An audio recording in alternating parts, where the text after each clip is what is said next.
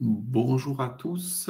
Donc, il est 13h, donc 13h01 maintenant. On va attendre quelques minutes et on va démarrer le webinaire. Enfin, quelques minutes, 1 minute, on va dire, pour les retardataires. Donc, dans les petites consignes, il y a plusieurs onglets. Il y a un onglet chat. Et il y a un onglet questions. Donc, si vous avez des questions, n'hésitez pas. Vous remplissez bien ces questions-là sur l'onglet questions. Et on y répondra à la fin du webinaire. Donc, en fait, là, on va voir. On a 45 minutes. En général, c'est un petit peu plus court. On va faire une première partie où on va présenter un peu le sujet. Donc, comment, en fait, sur des centrales solaires existantes, on peut améliorer la rentabilité grâce à l'autoconsommation collective. Donc, c'est ça l'objectif. Et derrière, on répondra aux questions. Donc voilà, pensez bien à utiliser ce formulaire. Donc je vais partager mon écran et notamment l'onglet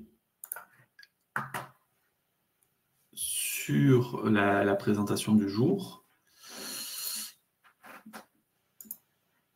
Donc si vous pouvez me confirmer que vous voyez bien la présentation, a priori, ça devrait être le cas. Et du coup, on va démarrer. Donc, merci pour ça. Donc, comment améliorer la rentabilité des centrales solaires existantes? Donc, alors, c'est existante, ça peut être des futures en développement, mais on va se concentrer en fait sur des centrales existantes et surtout sur le gain de rentabilité qu'on peut avoir. Donc, la présentation, elle va se structurer en quelques parties. Reprendre un peu le contexte de c'est quoi l'autoconsommation collective, qu'est-ce qu'on peut faire, des exemples chiffrés, un petit exemple de mise en œuvre, parce que souvent on a la réflexion comme quoi c'est complexe, on va vous montrer un peu comment ça se passe la création. Et après, 2 mots sur la boîte et des questions-réponses. Donc déjà, premier point dans ce contexte, c'est que vous avez une centrale existante. Oui, c'est possible, c'est légal, il n'y a pas de problème pour passer d'un contrat de vente de surplus ou d'un contrat de vente de la totalité à EDF-OA ou à un autre agrégateur vers de l'autoconsommation collective. Donc, pourquoi on fait ça? En général, c'est simple, c'est que la partie autoconsommée de l'énergie a le plus souvent une meilleure rentabilité que l'obligation d'achat, même celle en cours. Alors, ce n'est pas vrai sur les vieux contrats, hein, quand vous vendez à 20 ou 30 centimes du kilowattheure, ce n'est pas vrai. Mais c'est quand même vrai depuis plusieurs années parce que les tarifs sont vraiment faibles. Donc, le premier point, c'est rentable, et c'est plus rentable qu'une vente classique. 2, on a le droit et il n'y a pas de modification structurelle. Depuis le S21, tous les contrats de vente à EDF-OA, qui soient en vente totale ou en vente de surplus, sont éligibles à ce mode d'autoconsommation. Voilà, ça c'est vous devez avoir ça en tête, c'est important. Beaucoup de personnes pensent encore que ce n'est pas possible. Le troisième point clé, c'est que c'est beaucoup plus simple que ce que vous pensez. Donc, on vous montrera un petit peu à la fin, voilà, c'est quoi le parcours, on va dire, client, hein, que ce soit le producteur ou le consommateur, qu'est-ce qu'il a besoin de faire pour pouvoir intégrer des compteurs.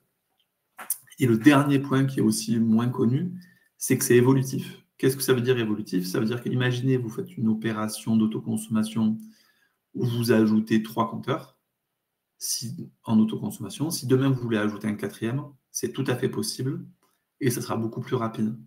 La mise en œuvre initiale d'une opération, c'est quelques mois, alors que l'ajout d'un nouveau compteur, c'est plutôt quelques semaines.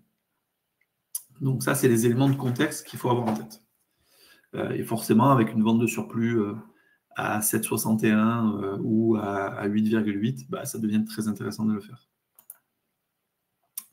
Donc, qu'est-ce qu'on peut faire de base en autoconsommation? On a le premier cas qu'on connaît, c'est on a un schéma comme on a ici, hein, qui est en autoconsommation individuelle. C'est-à-dire qu'on a une installation solaire qui est raccordée sur le compteur du bâtiment, voilà, classique, hein, avec un compteur communicant qui compte dans les deux sens, à la fois le soutirage, mais également l'injection. Et donc, cette électricité-là est vendue à EDF-OA. Ce qu'on va faire sur une opération de ce type-là, c'est qu'on va déclarer, par exemple, d'autres consommateurs, voilà, dans cette opération-là. Par exemple, vous avez un deuxième bâtiment, un troisième, un quatrième, enfin X bâtiments. Et qu'est-ce qu'on va faire? Eh bien, le surplus de ce bâtiment 1, on va venir l'affecter au bâtiment 2, au bâtiment 3, X, au X bâtiment. Et donc, ce qui va se passer, c'est que désormais, ce qu'on va vendre à EDF-OA, ce n'est pas l'intégralité du surplus qui sort ici, mais c'est bien le surplus, ce qu'on appelle le surplus ultime. Ça sera ce surplus-là, déduit des consommations des bâtiments X qu'on a connectés, et on vendra que ça à EDF-OA. Vous comprenez que là, c'est quoi le principe? Le principe, c'est de minimiser ce volume-là, qui est en général mal rentabilisé.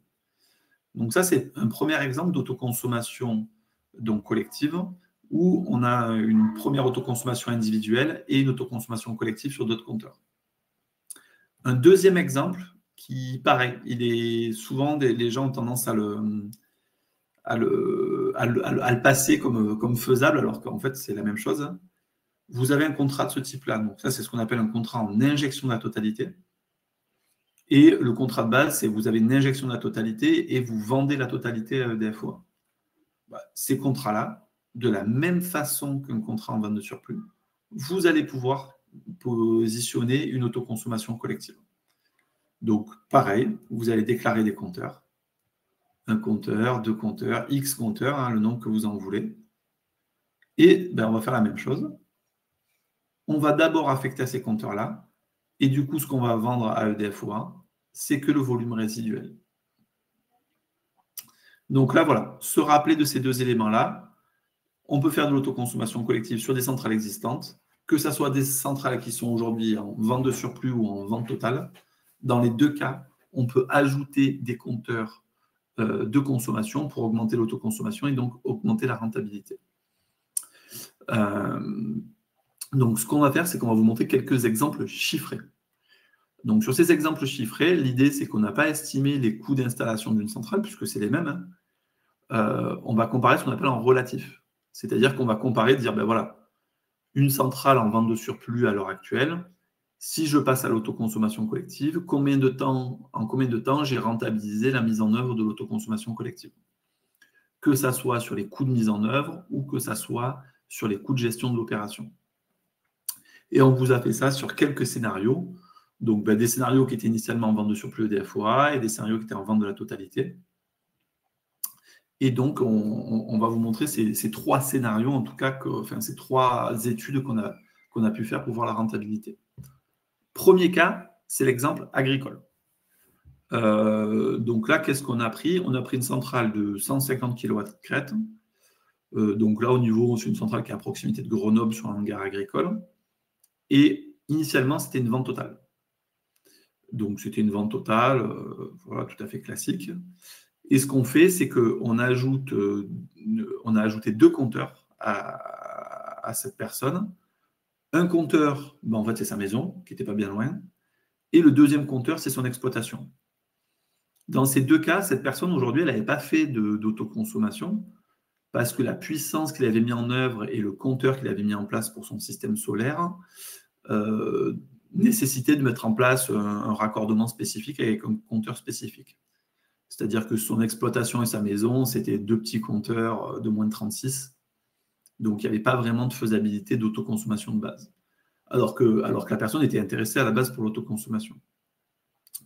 Et là, sur les calculs qu'on vous a fait, le prix de l'énergie, on a pris le tarif réglementé de vente. Donc, c'est le prix tarif EDF en vigueur. Et dans ce cas-là, on voit bien que le producteur, c'est le consommateur. Donc, ça veut dire que les gains, ils aillent chez le producteur, le consommateur, ça tombe dans la même poche de la personne. Même si, en l'occurrence, le système solaire, il est investi à titre professionnel et la maison à titre particulier, on va dire c'est la poche gauche et la poche droite du producteur, quoi. Donc, qu'est-ce qu'on a fait? Donc, on avait une centrale, donc pas d'autoconsommation individuelle, hormis la micro-autoconsommation des onduleurs, on va dire. On a mis la maison, ce qu'on appelle en priorité. Alors ça, nous, c'est un grand classique, ça nous fait souvent sourire. Mais la plupart du temps, ils ont une centrale professionnelle et ils envoient en priorité l'élec à titre perso sur leur maison. la maison des associés, la maison de leur mère. Enfin, voilà. C'est souvent comme ça que c'est fait. Et en priorité numéro 2, c'est l'exploitation avant d'envoyer EDF-OA. Donc déjà, sur ce graphique de flux, ce qu'on peut voir, on peut voir deux choses. Un, on a mis la maison en priorité. Et deux, on voit bien que dans cet exemple, on autoconsomme très peu. L'autoconsommation, en gros, c'est la différence entre la différence d'épaisseur de cette première flèche avec la dernière. On verra, c'est moins de 10% dans ce cas-là. Et on a fait exprès. Pourquoi? Parce que dans ce genre d'exemple, on a souvent une production qui est bien supérieure à la consommation et donc des taux d'autoconsommation faibles. Et c'est intéressant de regarder ce cas-là, notamment en termes de rentabilité. Pourquoi? Parce qu'on voit bien une faible autoconsommation. Donc là, bon, c'est un petit peu petit, mais vous aurez les slides, vous aurez tous ces éléments. On a fait l'estimation que le CAPEX de mise en œuvre, c'est 3 000 €. C'est un forfait standard qu'on a sur ce type d'opération. Le coût d'exploitation d'une autoconsommation collective, c'est à peu près 300 € plus 20 € par compteur. Donc ça, ce sont des frais Enedis qu'on peut avoir. En année 1, on va gagner 2 500 €. Et le gain moyen sur 20 ans, c'est à peu près 3 250 €, sachant qu'on a pris une inflation sur le prix de l'électricité de 2%. Donc c'est quand même, je pense qu'on a été assez raisonnable. Et l'autoconsommation, ce qu'on voit, c'est qu'elle passe de 0 à moins de 10%. Qu'est-ce qu'on voit ici? On voit que le système, il est amorti en même pas 1 an et demi. Donc, on a un système agricole qui était en vente totale.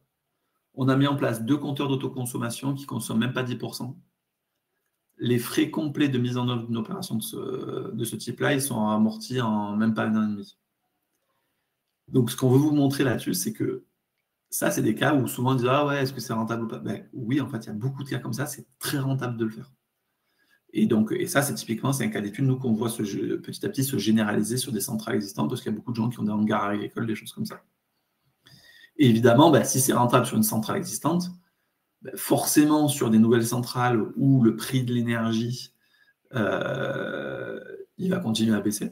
Enfin, voilà, sur le segment 100-500, si on est à 8,8 ou 9 centimes d'euros du kilowattheure, l'écart sera d'autant plus grand que la rentabilité augmentera.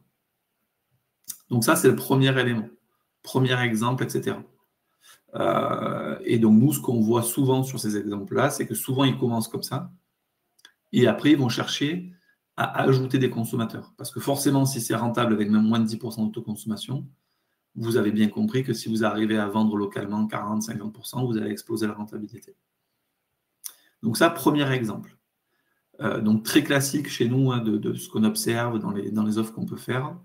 On parle de 150 kW, mais c'est parfois plus, parfois moins. Enfin, voilà. Deuxième exemple que l'on a, c'est une collectivité. Donc voilà, une mairie. Hein. Ça, pareil, c'est un grand classique. Là, on a mis un 100 kW du côté de Calais, donc vraiment au nord de la France. Initialement, c'était une vente de surplus. D'ailleurs, initialement, c'était que juste le solaire, le bâtiment ici.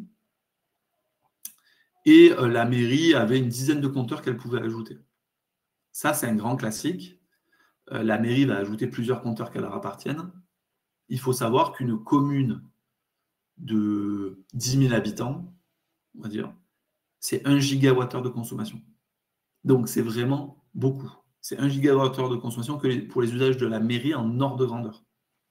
Donc, on voit bien qu'une mairie, dès qu'on passe en autoconsommation collective, c'est super intéressant parce que ça va l'inciter à ajouter du solaire. Elle sera vraiment motivée à ajouter du solaire, que ce soit en investissement propre ou en tiers investissement. Donc ça, on le voit bien. On ajoute 10 compteurs. Pareil dans les hypothèses, prix d'énergie, tarif réglementé de vente. Le producteur et le consommateur, c'est la même personne. Hein. C'est tous des bâtiments qui appartiennent à la mairie. Hein.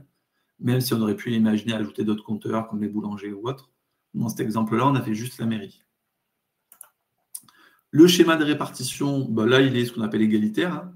C'est-à-dire qu'on avait une école qui avait déjà une autoconsommation qui était de 10, 15, quelque chose comme ça, qui n'était pas énorme, parce que, 100 kW pour une petite école, c'est déjà pas mal. Et en plus, l'école a une particularité, hein, c'est qu'il y a pas mal il y a des vacances scolaires, etc., ou des périodes où il peut y avoir pas mal de production et où il y a peu de consommation. Et là, ce qu'on a fait, c'est qu'on a ajouté une dizaine de compteurs, soit la salle des fêtes, la mairie, les pompiers, plus plein de petits autres compteurs qui traînent. Il faut voir le nombre de compteurs qui existent sur les mairies, hein, que ce soit le pompage, le gymnase, la fontaine. Il y a vraiment plein de compteurs qu'on peut additionner et qui font que la quantité envoyée à EDF fois, elle est souvent très fortement réduite. Nous, on a beaucoup de cas où on dépasse 75% d'autoconsommation, c'est vraiment classique. Et là, ce qu'on fait, c'est qu'on fait une répartition de ce qu'on appelle égalitaire. Forcément, on maximise l'autoconsommation, mais on alimente en parallèle tous les compteurs de la mairie. On n'en met pas un prioritaire par rapport à d'autres. Même si c'est possible, si certains contrats sont plus élevés en prix, ce qu'on va faire, c'est que si certains compteurs sont plus élevés, on va par exemple alimenter d'abord mairie, pompiers, salle des fêtes, et après les autres compteurs. Ça, c'est tout à fait possible. On ne l'a pas mis dans cet exemple, mais c'est standard dans nos règles d'implémentation des règles de gestion. Donc, sur cet exemple, pareil, on vous a mis un peu quelques chiffres. Alors, il y a des trucs, ce n'est pas énorme. CAPEX, OPEX, on vous a mis les mêmes choses. Là, en gain année 1, on est sur 5 580 €. On a sur 20 ans, avec l'inflation 2%, 7 340. On augmente significativement l'autoconsommation. Et de la même manière, on a une rentabilité très rapide. Alors, elle est même un petit peu plus rapide que ça, là, sur le graphique que ce qu'on a mis là. Là, c'était une version un petit peu dégradée. Mais pareil, on est sur le même ordre de grandeur. En fait, on est sur l'année. On est sur l'année pour rentabiliser le système. Donc, ça va très vite. Et c'est ça qu'on veut que vous reteniez. Sur ces schémas-là où on arrive à des niveaux d'autoconsommation très élevés, le modèle d'autoconsommation collective sur les collectivités, ce n'est pas encore un standard. Ce n'est pas possible que ça ne soit pas la solution de base dans 95% des cas d'ici 2 ans. Ça devrait être le cas. Hein. Ça va être vraiment ultra générique. Il n'y a aucune raison pour que ça ne le soit pas en tout cas. Troisième exemple qu'on vous a fait, c'est l'exemple d'une copropriété. Alors, donc un peu comme la mairie, mais une différence, on va dire. C'est quoi la différence? Là, on a fait un 60 kW sur une copro qu'on injecte sur les communs. Ça, c'est souvent le cas. Donc, sur les communs, alors c'est souvent intéressant les communs quand il y a déjà une consommation un peu importante. Hein. Quand il y a par exemple chauffage, ventilation, clim sur les communs, c'est intéressant. Il y a déjà beaucoup en autoconsommation ici. Mais souvent, ce qui est vu, c'est que les occupants, ils n'en profitent pas vraiment de ce système-là. Et nous, ce qu'on voulait vous montrer ici, c'est que dans les copropriétés, il y a un schéma qui permet d'accepter très facilement les systèmes solaires, hein, qui améliore on va dire, le taux d'acceptation des systèmes solaires. C'est en disant aux occupants, je vais vous vendre les LEC à tarif préférentiel. Donc nous, là, dans cet exemple-là, ce qu'on vous a montré, c'est 10 centimes. On va dire aux occupants, bon, ok, on vous envoie l'électricité, ça va coûter 10 centimes du kilowattheure. On part de l'énergie en TRV et le producteur, du coup, ce n'est pas le consommateur. Donc ça, c'est un point important. Du coup, on va partager les gains. Donc ça veut dire que la rentabilité dans ce cas-là pour le consommateur, parce qu'il vend qu'à 10 centimes, ça ne va pas exploser la rentabilité côté producteur. Par contre, ça va fortement améliorer l'acceptation de ces dossiers-là en copropriété. Et donc, pour vous montrer les éléments financiers, on va vous montrer les éléments financiers de deux côtés. On va vous montrer les éléments financiers côté producteur et après côté consommateur. Donc là, pareil, le diagramme de répartition des flux, vous voyez bien, autoconsommation sur les communs, on envoie vers les différents occupants et après EDF-OA. Donc toujours un peu le même schéma. Et là, on voit la rentabilité. Coût de mise en œuvre similaire, gain et 1 pour le producteur. Donc on voit là, le producteur, il vend qu'à 10 centimes au lieu de 7,61 ou à peu près. Donc vous voyez le gain par rapport au volume qu'il va vendre et le gain qu'il a, il n'est pas énorme. 720. 1100 € en valeur moyenne de gain sur 20 ans. On augmente l'autoconsommation forcément de l'énergie produite. Et on voit que c'est rentable à peu près en 6 ans.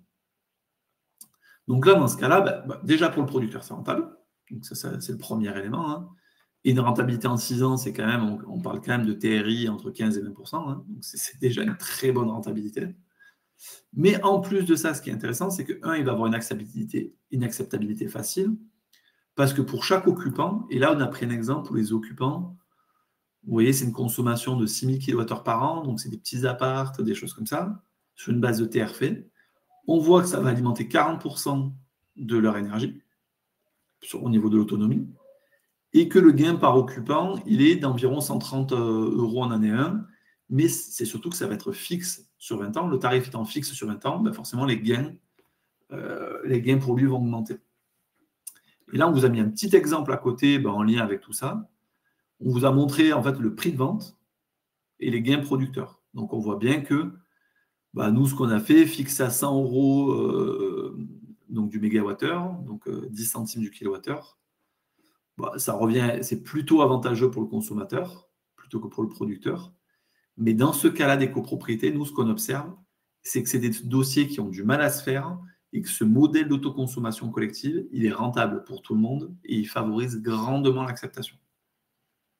Donc ça, c'est un dernier élément, sachant qu'on pourrait même imaginer un modèle où le syndic investit et l'électricité est donnée à titre gracieux aux occupants parce qu'ils ont contribué à l'investissement à travers le syndic. Et donc ça, c'est un autre point important. Bon, on pourra y revenir à un autre moment. Donc voilà ces 3 exemples qu'on vous montre. Et maintenant, souvent, c'est de dire, voilà, ok, il y a ces gains-là, mais ça va être long à mettre en œuvre, comment on fait, etc. Donc ça, pareil, nous, le retour d'expérience qu'on peut avoir, que ce soit des producteurs, des consommateurs, c'est que c'est beaucoup moins complexe que ce qu'ils pensent. Vraiment beaucoup moins complexe et beaucoup plus rapide que ce qu'ils pensent.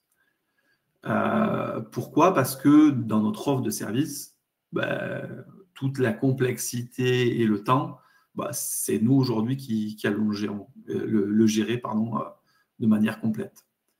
Et donc, ce qu'on nous a proposé, c'est une petite démarche pour vous montrer comment marche une inscription. Vous voyez comment fonctionne une inscription. Donc, on va se mettre là. Donc là, on est sur notre environnement. Et on va vous montrer ce qui se passe. Donc, bon, forcément, on vous a fait une proposition commerciale, vous avez signé un devis. Voilà. Qu'est-ce que vous recevez? Vous recevez un mail qui vous fait vous connecter sur app.boîte.fr.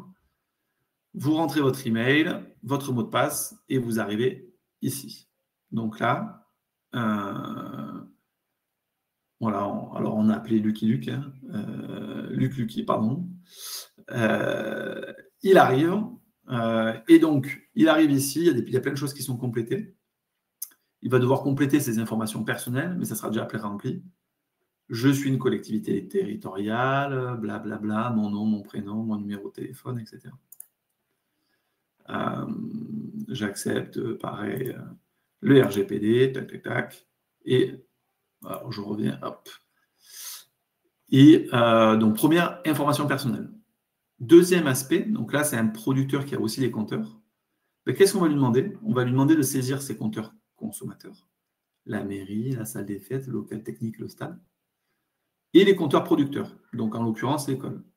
Pour chaque compteur consommateur, c'est facile, hein, on lui donne un petit nom, type de consommateur, la puissance, le numéro PRM.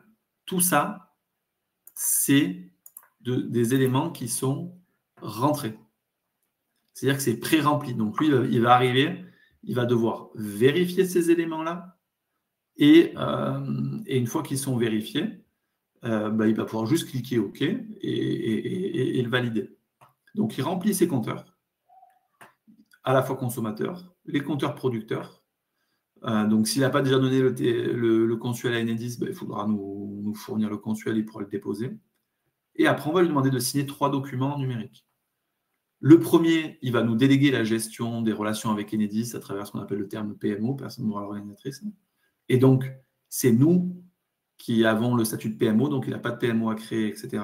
On gère ça pour lui. C'est lui qui décide comment il répartit l'énergie. En revanche, c'est nous qui le mettons en œuvre et c'est nous qui avons le statut de PMO. Le deuxième élément, il va nous signer un mandat Enedis, puisqu'on a accès à des informations contractuelles et tout ça, c'est pareil, c'est une signature Enedis et une signature PDF. Hein. Donc, il va venir, il va cliquer signer, il va recevoir un SMS, code de confirmation terminée.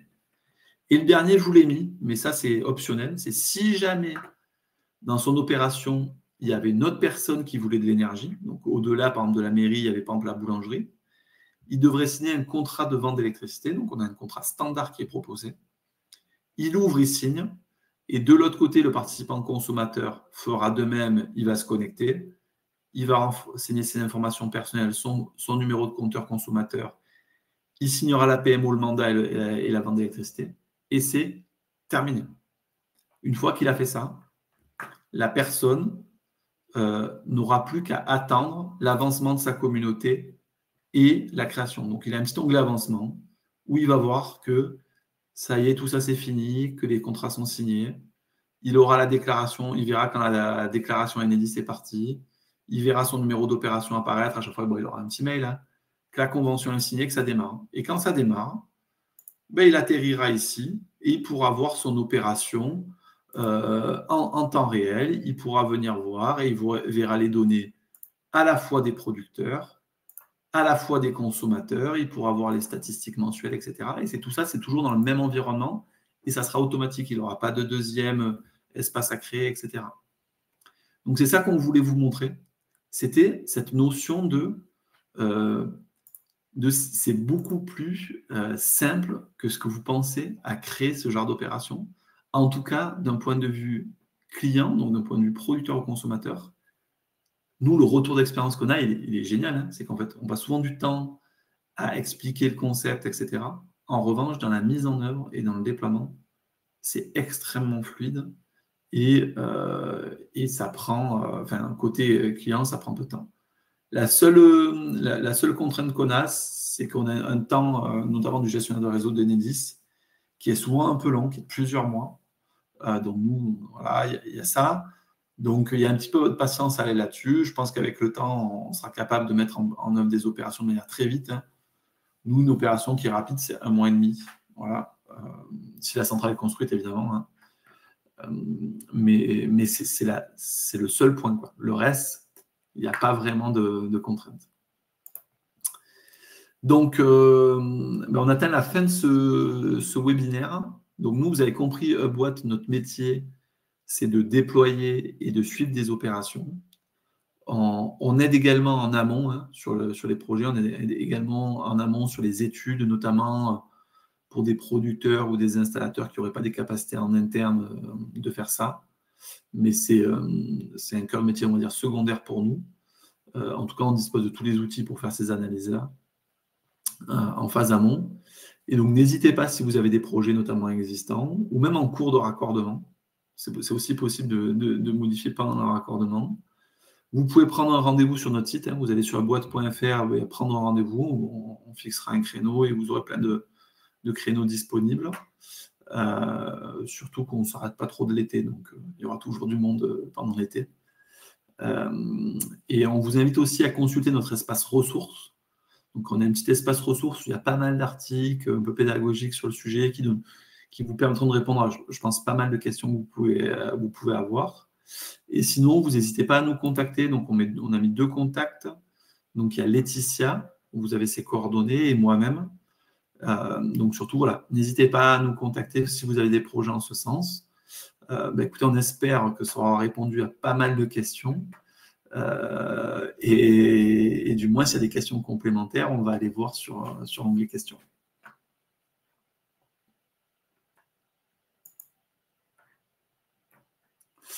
Alors, sur l'onglet questions, nous avons quelques questions. Pourquoi on met 2 compteurs pour autoconsommer? Je ne suis pas sûr d'avoir compris. Pour en rajouter un seul ne suffirait pas. Alors, en effet, vous pouvez ajouter qu'un seul compteur. Ce genre d'opération, clairement, il est possible à partir de 2 compteurs. Un compteur producteur, qui sont en injection totale ou en injection de surplus, et un compteur en soutirage. À partir du moment où vous avez 2 compteurs, c'est tout à fait possible. Et on a aussi des cas où on a 2 compteurs qui sont en injection de surplus. Donc, il y a une centrale de chaque côté, mais ils se partagent leur surplus. Vous voyez, on fait souvent ça sur des cas où vous avez un compteur qui a très peu d'autoconsommation parce que c'est plutôt du hangar. Et de l'autre, c'est le site industriel qui a une petite production mais qui aura un gros potentiel d'autoconsommation. Du coup, on met les 2 ensemble, c'est tout à fait possible. Bonjour, je suis syndicat de copropriété. Pour bien comprendre, vous facturez 3 000 la mise en place d'autoconsommation, puis 300 pour la gérer. Oui, c'est ce qu'on a mis dans l'exemple. Ça, n'hésitez pas, vous nous donnez votre mail, on vous enverra la grille tarifaire. Ça, vous nous faites un mail là, à Laetitia, contacte-toi moi et on vous enverra la grille tarifaire, comme ça vous aurez tous les détails. Merci. Pour les gains consommateurs et le passage du tarif de vente que vous fixez pour le consommateur et qui doit payer TTC, vous considérez l'exonération de l'accise en ACC.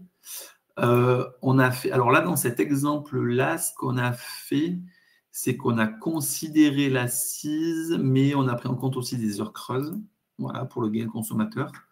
Mais en effet, le sujet de l'accise, il est toujours un petit peu en débat, sachant qu'il y a encore des choses où, même si on doit la payer, on ne sait pas trop comment la payer. Il y a encore des petits sujets clés là-dessus, sur la partie assise. Vous parlez d'Enedis, mais est-ce que vos outils marchent aussi sur les ELD? Non. Alors, en théorie, oui. En pratique, avec les ELD, leurs systèmes d'information ne sont en général pas ou peu développés, et donc on n'est pas compatible. Donc, c'est en effet un verrou. Et en plus de ça, les ELD, aujourd'hui, la complexité de mise en œuvre, elle est plus élevée. Donc, souvent, sur les ELD, on pourra avancer sur les sujets quand il y a vraiment, beaucoup de... quand il y a beaucoup d'enjeux, quoi. Voilà. Voilà. Porte de Béziers, vous avez déjà votre installation. Donc ça, voilà. je pense que c'est pas adressé directement, mais voilà. Maxence, Denis et Porte de Béziers, n'hésitez pas à discuter ensemble. Écoutez, c'est tout pour les questions. S'il n'y a pas plus de questions, bon, écoutez, c'est bien, c'est bon signe. Vous êtes pas mal sur le webinaire, mais ça veut dire qu'on a à peu près été clair, j'espère, du moins. En tout cas, si vous avez des questions, vous n'hésitez pas à nous contacter. Et puis, écoutez, on vous dit à bientôt autour d'un projet neuf ou existant, que ce soit une centrale solaire, que ce soit de l'hydraulique ou autre. Voilà. Sachez que tout est faisable pour valoriser mieux son électricité localement. Bonne journée à vous et à bientôt.